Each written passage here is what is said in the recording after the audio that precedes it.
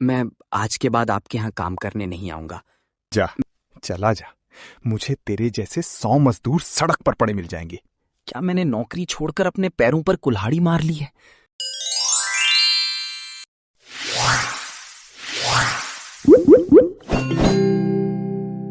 कहानी जोन्स। एक गांव था जिसका नाम था राजपुर। बड़ा ही शांत और सुंदर। ऊंचे पहाड़ बादलों से बातें करते थे और गांव के बीच से बहती हुई नदी मानो कोई गीत गा रही हो। यहाँ की हवा में एक ताजगी थी, एक अपनापन था। लेकिन दोस्तों, कहते हैं ना कि चिराग के नीचे ही अंधेरा होता है। इसी खूबसूरत गांव की एक टूटी फूटी बस्ती में रहता था सूरज। सूरज जिसकी जिंदगी इस गांव की सुंदरता से बिल्कुल अलग थी। उसकी जिंदगी में न शांति थी न सुंदरता थी, तो बस बेबसी, गरीबी और कभी न खत्म होने वाला संघर्ष। सूरज गांव के सबसे अमीर और कंजूस सेठ मंगल लाल की दुकान पर मजदूरी करता था। दिन भर भारी बोरियां उठाना, दुकान की सफाई करना, और बदले में क्या मिलता? सेठ की गालियां और चंद सिक्कों की खनक, जो 2 वक्त की रोटी के लिए भी कम थी। सूरज 50 किलो की चावल की बोरी अपनी पीठ पर लादकर दुकान के अंदर ला रहा है। उसके पैर कांप रहे हैं। तभी उसके हाथ से एक दाल का पैकेट गिर जाता है। अरे ओ कामचोर, तेरी आंखों में मोतियाबिंद उतर आया है क्या? दिखाई नहीं देता? अभी कल ही 100 रुपए की चीनी गिरा दी थी और आज ये दाल। तुझे काम पर रखा है या मेरा दिवाला निकालने के लिए? हराम की रोटी तोड़ना जानता है बस। मालिक, गलती हो गई। मैं बहुत थक गया था। कल रात से कुछ खाया नहीं है, इसलिए चक्कर आ गया। मेरे पगार में से काट लेना मालिक, पर अभी चिल्लाओ मत। ग्राहक क्या सोचेंगे? अरे वाह, अब तू मुझे सिखाएगा कि मेरी दुकान कैसे चलानी है। रात से कुछ खाया नहीं है तो इसमें मेरा क्या कसूर है? मैं यहां लंगर खोलकर बैठा हूं क्या? सुन ले कान खोलकर, इस महीने की पगार से 200 रुपए कटेंगे, और अगर अब एक भी दाना गिरा तो धक्के मारकर बाहर निकाल दूंगा। मालिक, ऐसा मत करो।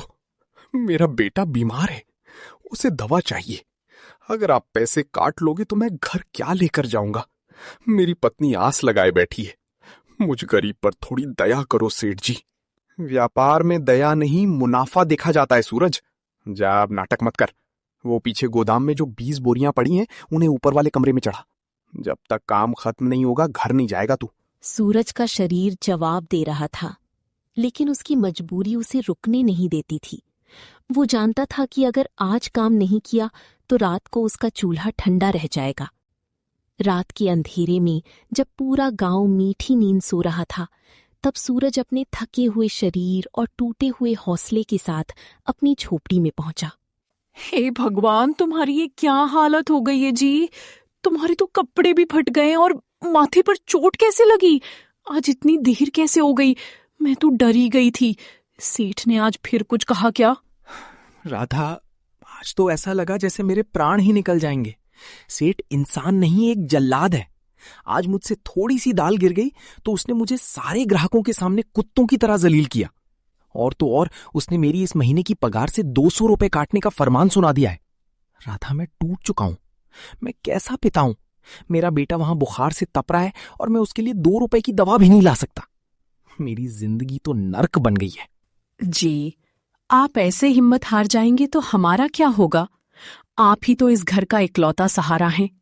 दुनिया वाले चाहे जो कहें, पर मैं जानती हूं कि मेरा पति कितनी मेहनत करता है।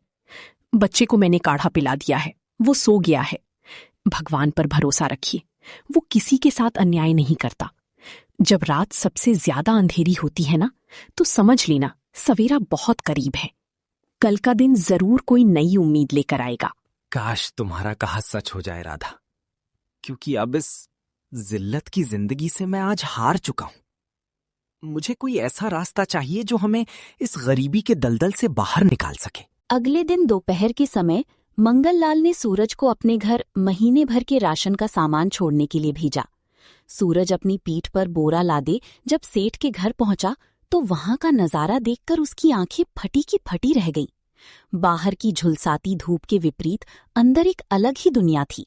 मम्मी, बहुत जोर की भूख लगी है, जल्दी लाओ ना। मेरा फेवरेट कार्टून शुरू होने वाला है, मुझे कुछ टेस्टी खाना है। बस आ गई बेटा, लो तुम्हारी फेवरेट मैगी तुम्हारी मम्मी ने सिर्फ 2 मिनट में बना दी है। खाओ और बताओ कैसी बनी है। सूरज छिपकर दरवाजे के पीछे से देखता है। बच्चे उस पीले रंग के घुंघराले नूडल्स को कांटे से बड़े चाव से खा रहे हैं। उसमें से उठने वाली मसालों की शानदार खुशबू सूरज की नाक तक पहुंचती है। उसके पेट में भूख से चूहे कूदने लगते हैं। हे भगवान, ये क्या जादुई चीज है? पीली पीली लंबी सवैया जैसी। और मालकिन ने अभी क्या कहा? सिर्फ 2 मिनट में बन गई। हमारे घर में तो सूखी दाल गलने में ही पूरा 1 घंटा लग जाता है और लकड़ी का धुआं अलग आंखें फोड़ता है। और ये बच्चे इसे कितनी खुशी से उंगलियां चाट चाट कर खा रहे हैं। अमीर लोग इसे मैगी कहते हैं। मैंने सेठ की दुकान पर ऐसे रंग बिरंगे पैकेट देखे तो हैं, पर कभी ध्यान नहीं दिया था। सूरज सामान फर्श पर रखकर दबे पांव रसोई के पास जाता है। वहां कूड़ेदान में मैगी के 3 खाली पैकेट पड़े थे। सूरज डरते डरते एक पैकेट उठा लेता है और उस पर छपी तस्वीर को बहुत गौर से देखता है। 2 मिनट नूडल्स। इसका मतलब अगर कोई मुसाफिर भूखा हो तो उसे ढाबे पर घंटों इंतजार नहीं करना पड़ेगा। अगर ये चीज इतनी जल्दी बनती है और इसकी खुशबू इतनी लाजवाब है कि सेठ के बिगड़े हुए बच्चे भी इसे खुशी से खा रहे हैं, तो क्या हमारे गांव के लोग इसे नहीं खाएंगे? अगर कोई इसे सस्ते में बेचे तो? तभी सेठ की पत्नी रसोई से बाहर आती है और उसे देख लेती है। ए सूरज, वहां कोने में छुपकर क्या कर रहा है बे? चोरी चकारी करने की नीयत है क्या तेरी? सामान रख दिया ना, अब सीधा बाहर निकल यहां से। अपने गंदे पैरों से मेरा पूरा फर्श खराब कर दिया तूने। नहीं नहीं मालकिन, बस सामान रख रहा था, मैं जा रहा हूं। सूरज और राधा जमीन पर बैठे सूखी रोटी खा रहे हैं।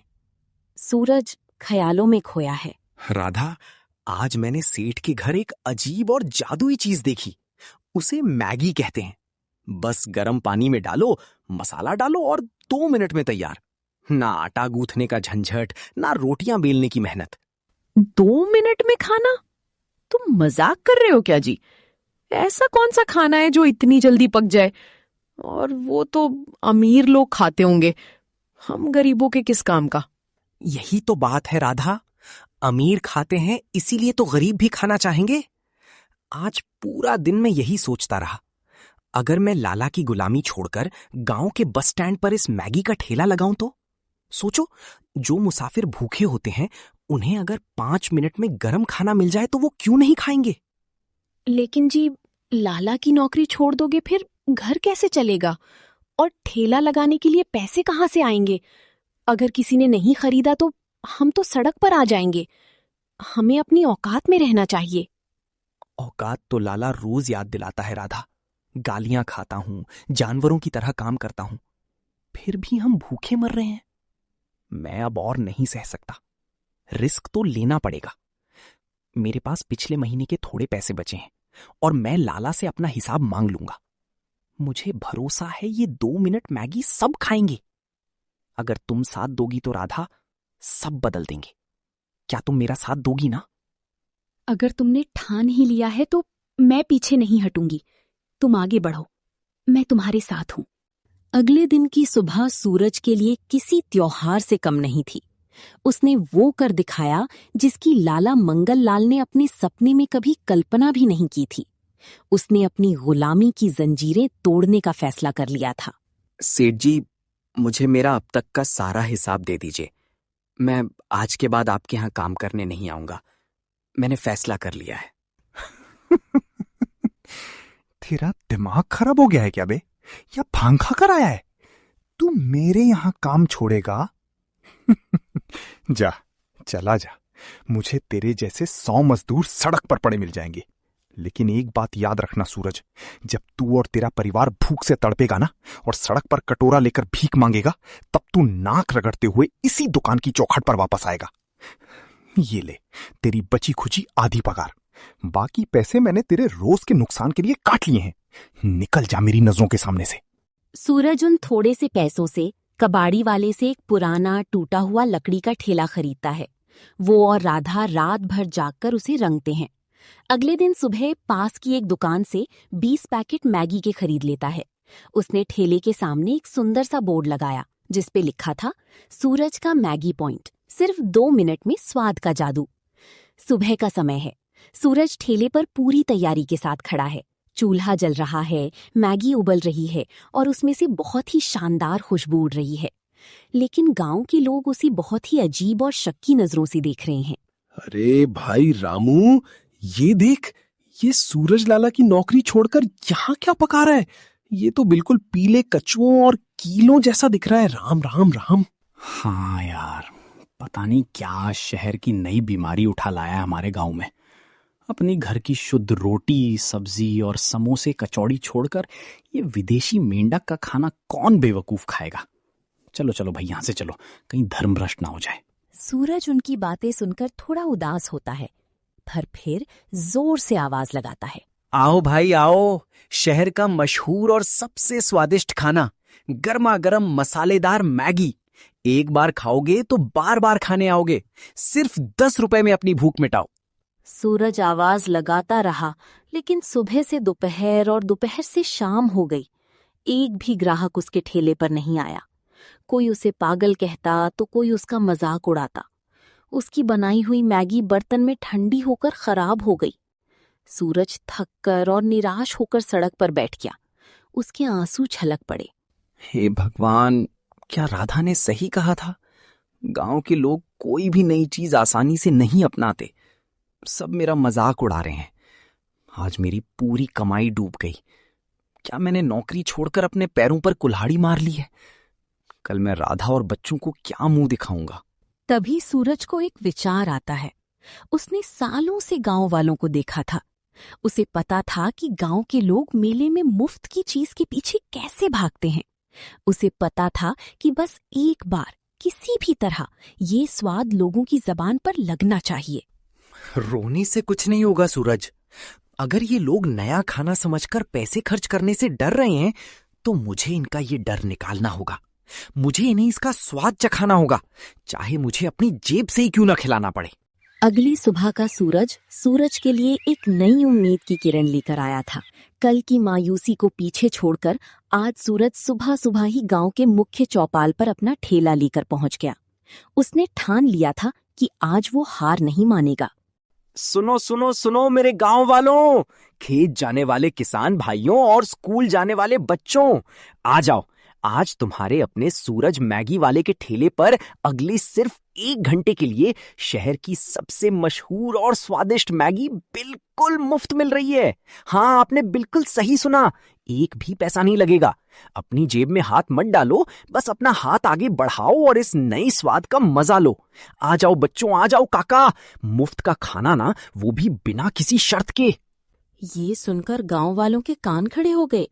जो लोग कल दूर से मजाक उड़ा रहे थे वो भी मुफ्त का नाम सुनकर और हवा में तैरती उस लाजवाब खुशबू से खींचे चले आए। अरे हटो भाई, मुफ्त का मिल रहा है तो चक्कर देखने में क्या हर्ज है। लाओ सूरज भाई, पहली प्लेट मेरी लगा।